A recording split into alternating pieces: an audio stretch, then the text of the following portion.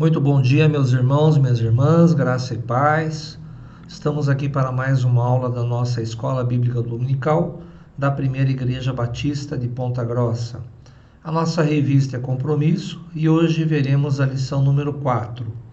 O título da nossa lição é A Autoridade de Jesus. O texto para estudo encontra-se em Mateus capítulos 8 e 9 e o nosso texto áudio encontra-se em Mateus 9, versículo 6.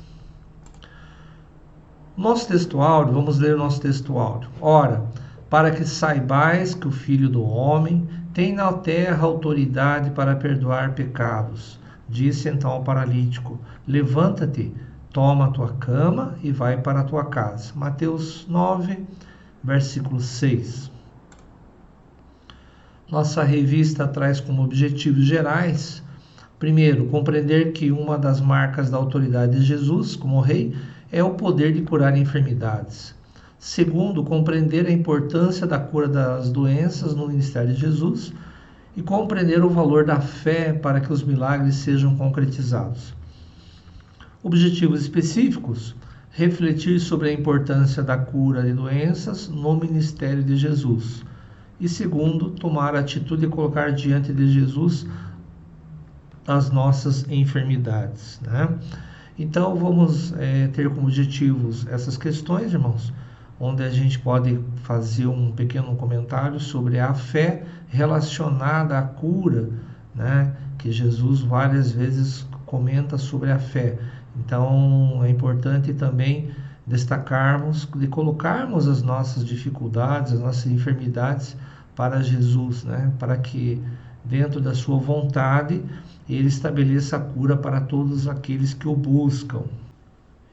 Como introdução, meus irmãos, nós podemos comentar o seguinte, né? Então, nos primeiros 4 capítulos de Mateus, nós vemos a apresentação da pessoa do Rei Jesus.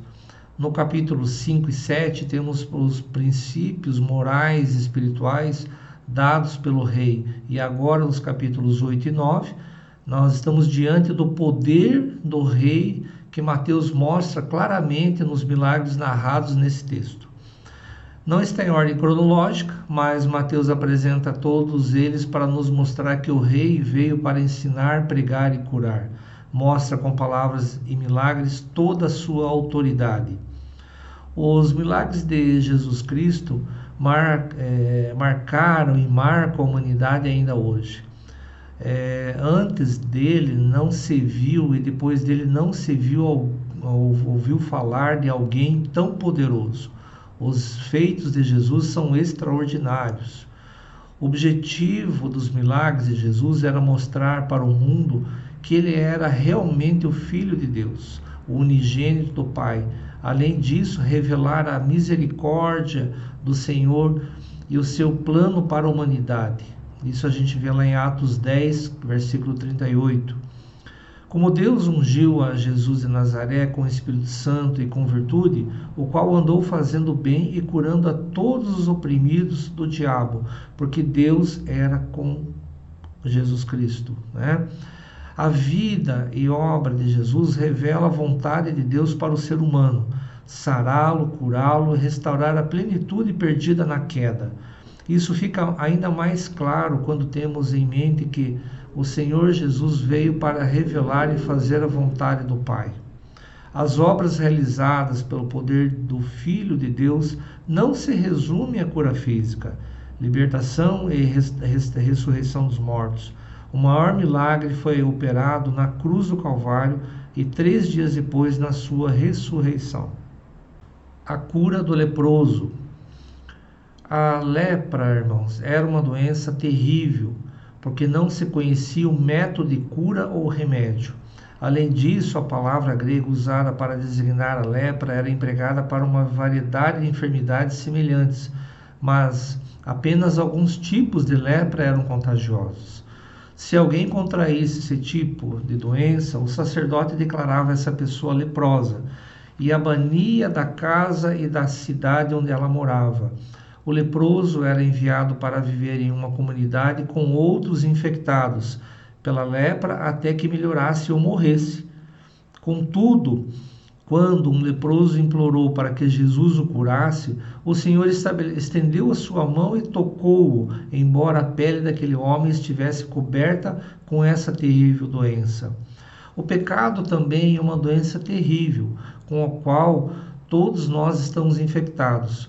Somente o toque curador de Cristo pode remover milagrosamente nossos pecados e dar-nos uma vida abundante. Mas primeiro, assim como o leproso, devemos perceber a nossa incapacidade de curarmos a nós mesmos e pedir a ajuda do nosso Salvador Jesus Cristo. A lei exigia também que a pessoa curada da lepra fosse examinada pelo sacerdote. Isso a gente vê lá em Levíticos 14, a lei da lepra.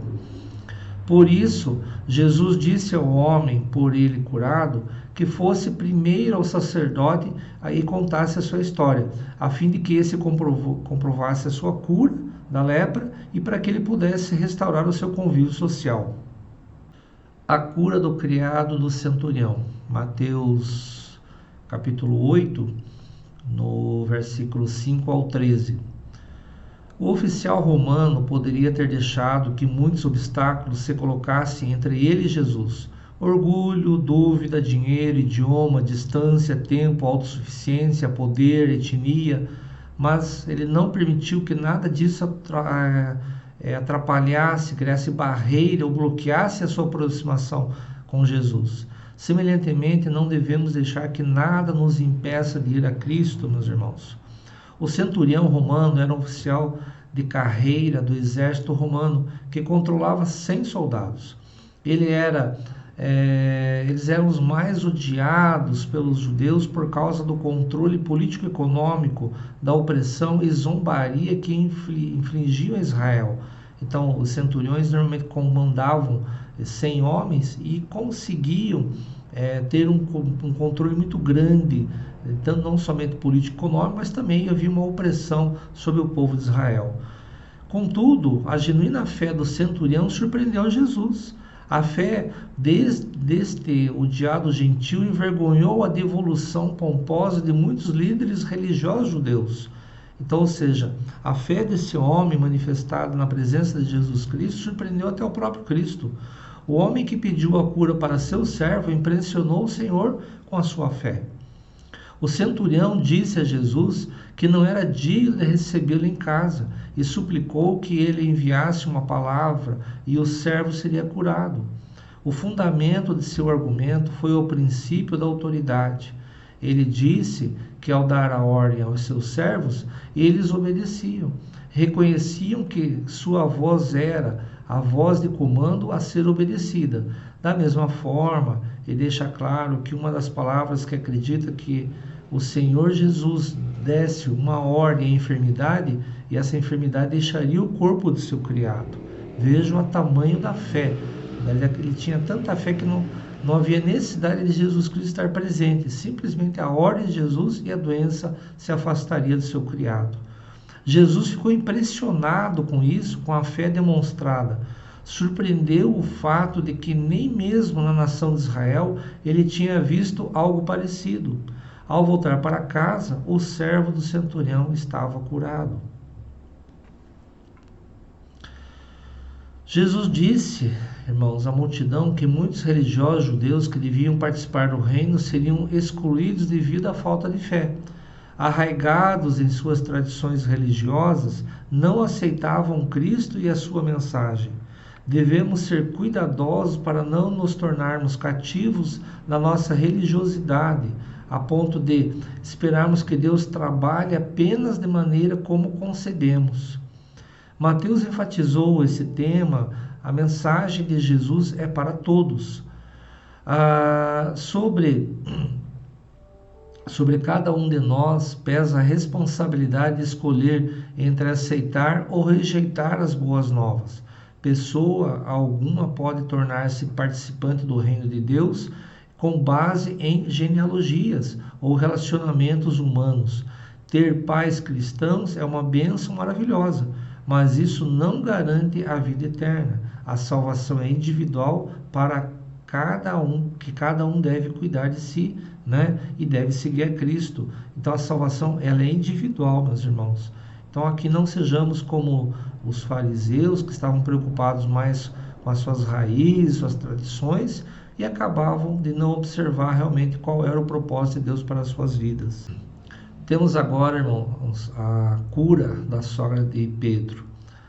Irmãos, a sogra, na nossa cultura, ela muitas vezes fazem-se comentários pejorativos com relação às sogras, né?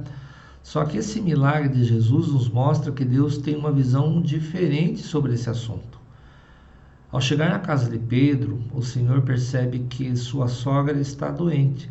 Imediatamente segura na sua mão e a saúde da mulher é restaurada. Pedro era um dos 12 discípulos de Jesus. No seu perfil nós encontramos no capítulo 26 do livro de Marcos. Temos aqui também um grande exemplo da sogra de Pedro, que deve ser seguido por nós. A resposta dela ao toque de cura de Jesus foi passar a servir imediatamente tanto ao Senhor quanto aos seus discípulos, né? Quantas vezes recebemos bênçãos de Deus e o que fazemos com relação ao reino e mesmo aos discípulos, aos que servem no reino, né? Então, ficamos atentos a esse exemplo da sogra de Pedro, que imediatamente após ao restabelecimento da sua saúde, começou a servir a Cristo, né? Começou a servir aos seus discípulos naquele momento. A cura de 2 endemoniados, Mateus 8, 28 a 34. Só explicando um pouquinho o porquê da manada de porcos que esse texto se refere, irmãos. A terra dos Gadarenos localizava-se a sudeste do Mar da Galileia, nas proximidades de Gadara, uma das cidades mais importantes da região. Gadara fazia parte das 10 cidades que tinham governos independentes e eram habitadas por gentios. Isso explica a existência daquela manada de porcos. Os judeus não criavam esses animais porque eram considerados imundos e impróprios para a alimentação. As pessoas endemoniadas, irmãos, estão sob o controle do mal. E o mal é produzido por esses demônios, que são anjos descaídos, que se submetem à vontade de Lúcifer. E o inimigo os demônios ajudam o diabo a levar as pessoas a pecar e ter grande poder destrutivo. Então a vida das pessoas é totalmente destruída, né? Mas quando são confrontados com Jesus Cristo, perdem o seu poder. Interessante que aqui os demônios reconhecem a Jesus Cristo como Filho de Deus. Lá no versículo 29 a gente observa isso. Mas eles não eram discípulos de Jesus, né? Crer não é o bastante, né? Saber não é o bastante. A fé é mais do que uma crença. Pela fé aceitamos que Jesus fez por nós e recebemos-lo como o único e suficiente Salvador da nossa vida. De acordo com as leis cerimoniais judaicas, os homens que Jesus encontrou em Gadara eram imundos por 3 motivos. Eram gentios, que não eram judeus, estavam endemoniados e viviam em um cemitério. Mesmo assim, Jesus os ajudou. Não devemos virar nossas costas às pessoas por quem sentimos repulsa ou que ignoramos nossos padrões morais e nossas convicções religiosas.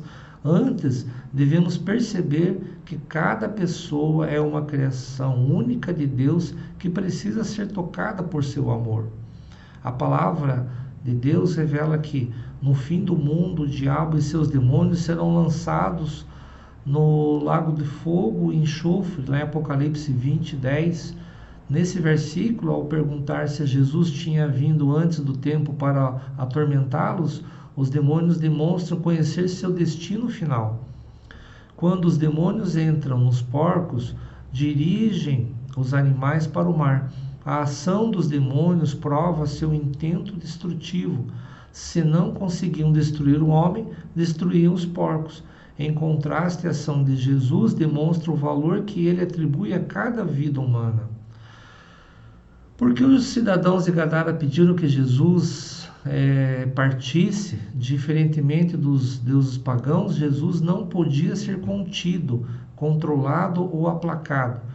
Os gadarenos temem o poder sobrenatural de Jesus com o poder que jamais haviam visto. ficaram aborrecidos por perderem uma manada de porcos em vez de alegrarem-se pela libertação dos demoniados. Estamos preocupados, irmãos, com prosperidade, programa e, sim, enfim, com o nosso bem-estar do que o bem do próximo, né? Os homens são criados à imagem de Deus e têm valor eterno.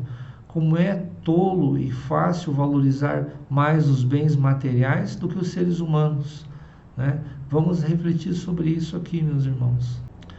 A cura do paralítico em Cafarnaum, Mateus 9, de 1 a 8. Irmãos, a cidade de Cafarnaum foi uma boa escolha para a base do ministério de Jesus. Era uma cidade rica devido à pesca e ao comércio, ficava situada às margens do Mar da Galileia e uma área densamente povoada. Em Cafarnaum estava alojada a guarnição romana que mantinha a paz na região. A cidade era uma mescla de culturas e povos, mas muito influenciada pelas maneiras, vestimentas e arquitetura e a política greco-romana. 4 amigos, irmãos, carregavam um paralítico até a casa em que Jesus estava ensinando, mas por causa da aglomeração não havia possibilidade de entrar pelas portas ou janelas. Mas isso não foi empecilho suficiente para eles.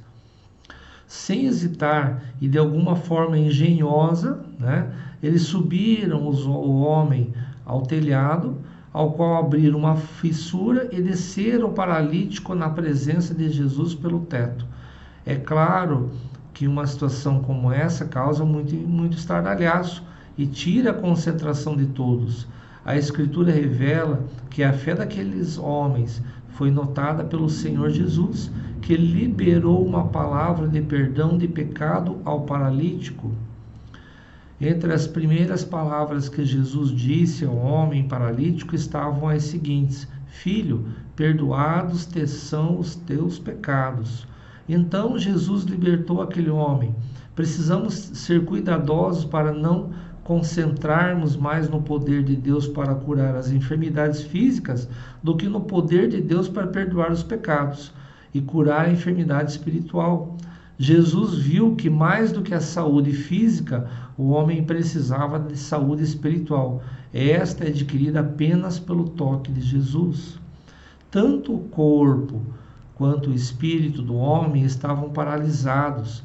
Ele não podia andar, mas a primeira preocupação de Jesus foi com o estado espiritual daquele paralítico que não o conhecia como Salvador e Senhor. Se Deus não operar cura em nós ou em quem amamos, precisamos lembrar-nos de que essa não é uma única preocupação de Cristo. Todos nós seremos completamente curados no futuro reino de Cristo, mas é necessário que primeiro conhecemos a Jesus. Para os escribas, nesse contexto, Jesus blasfemou e ao se comparar com Deus, atribuindo a si a capacidade de perdoar pecados. Os líderes religiosos perceberam que Jesus estava reivindicando ser Deus e que não entenderam que ele era realmente Deus e tem autoridade para curar e para perdoar os pecados. É fácil dizer a alguém que seus pecados estão perdoados, porém é muito difícil reverter um caso de paralisia. Jesus provou seu poder divino para perdoar ao curar aquele homem. O milagre de Jesus demonstrou a veracidade de suas palavras. Ele tem poder tanto para perdoar como para curar. Falar é fácil, mas as nossas palavras não terão significado se não fossem sustentadas pelas nossas ações. Podemos dizer que amamos a Deus e aos nossos semelhantes, mas sem atitudes de demonstrar esse amor, nossas palavras serão vazias e sem sentido. A cura da filha de Jairo e a cura da mulher com hemorragia há 12 anos. O nosso texto está em Mateus 9, do versículo 18 até o 26. Primeiro vou falar sobre a mulher. A mulher que sofria por 12 longos anos por causa de hemorragia, provavelmente um fluxo menstrual, né? Em tempos de desespero, não temos como nos preocupar com a forma de se buscar a Deus. Como aquela mulher, podemos simplesmente buscá-lo com fé. Tenhamos a certeza de que Jesus nos responderá. Por quê, irmãos? Porque o exemplo dessa mulher foi muito grande, porque naquela época essa mulher era proibida de ser tocada, não poderia se aproximar das pessoas, ela estava como imunda. Mas mesmo assim ela buscou a Jesus Cristo em busca da cura, e pela sua fé, Jesus reconhecendo essa fé, né, acabou tendo o milagre da cura dela. Deus mudou uma situação que vinha sendo um problema há vários anos. Assim como leprosos e endemoniados, a mulher com fluxo de sangue era considerada imunda. Por 12 anos ela fora considerada intocável, como eu falei. Não podia levar uma vida normal, mas Jesus mudou a situação e restaurou a saúde e a vida social dessa mulher. Às vezes, irmãos, somos tentados a desistir de pessoas ou situações em que muitos anos não vemos mudanças. Deus pode transformar o que parece imutável, dando novos propósitos e esperança para a nossa vida. A questão da filha de Jairo. Nós temos aqui também que Marcos e Lucas revelam que o nome do homem mencionado era Jairo. Isso a gente vê em Marcos 5:22 e Lucas do capítulo 8, versículo 41. Ele era uma liderança na sinagoga. Ele era o responsável pela administração do edifício, supervisionava a adoração, dirigia a escola nos dias de semana e encontrava mestres para ensinar no sábado. O líder da sinagoga não foi a Jesus até que a filha estivesse morta. Era tarde demais para que qualquer outra pessoa pudesse ajudar. Mas Jesus simplesmente foi até a casa e a ressuscitou. Em nossa vida, Cristo pode fazer a diferença quando parecer muito tarde para qualquer outra pessoa, né, nos ajudar. Ele pode restaurar relacionamentos rompidos, livrar-nos de vícios, perdoar-nos e curar feridas emocionais. Se a nossa situação parece desesperadora, vamos nos lembrar que Cristo pode fazer o impossível, aqui como fez com a filha de Jairo. A cura de 2 cegos, Mateus 9, 27 a 31. Irmãos, a expressão usada aqui como filho de Davi era um modo popular de se dirigir a Jesus como Messias, porque era sabido que este seria um descendente de Davi. Isso a gente vê lá em Isaías capítulo 9, versículo 7. E essa é a primeira vez que esse título é usado em Mateus. A capacidade de Jesus dar vista aos cegos foi também profetizada no livro de Isaías. Jesus não responde imediatamente ao apelo dos cegos. Esperou que demonstrassem sua fé. Nem todos que afirmam precisar de ajuda realmente creem que Deus possa ajudá-los. Jesus pode ter esperado e questionado esses homens para enfatizar e aumentar a fé deles. Quando a gente vê, irmãos, que parece que Deus está demorando para responder às nossas orações, a gente tem que também levar em conta e lembrar de que Ele pode estar nos testando, né? Assim como Ele fez com os cegos, né? Será que nós temos essa fé? Será que nós temos essa paciência? Vamos pensar um pouquinho sobre isso. Esses cegos eram persistentes, foram diretamente para a casa onde Jesus estava hospedado. Sabiam que ele podia curá-los e não permitiram que algo os impedisse de encontrá-lo. Esta é a verdadeira fé em ação. Se nós cremos em Jesus, a resposta para todas as nossas necessidades, não permitamos que obstáculos impeçam que a gente chegue até Jesus Cristo. Jesus advertiu aos cegos que mantivessem silêncio sobre a cura, porque não queria ser conhecido apenas como alguém que fazia milagres. Jesus curava as enfermidades físicas porque tinha compaixão do povo, mas também queria operar cura espiritual ao mundo enfermo por causa do pecado. Concluindo, meus irmãos, nós observamos que, enquanto os fariseus questionavam, debatiam e tentavam analisar minuciosamente Jesus, o povo era curado e tinha uma vida transformada diante de todos.